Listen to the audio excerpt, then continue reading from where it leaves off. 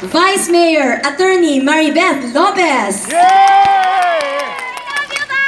Atong mga konsehales, Nestor Paulican, Jonathan Tantan Lucenio, Paul Richie Galilea, Lorraine Laure, Roy Cabalquinto, Abundio Gaitera, Bernard Lawrence Zubiri, ug si Ma'am Esther Cuadrasal.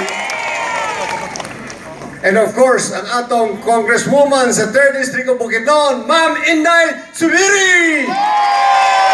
And last but not the least, ang atong pinalanggang ever-supportive amahan sa atong probinsya, Governor Rogelio O'Neil Roque.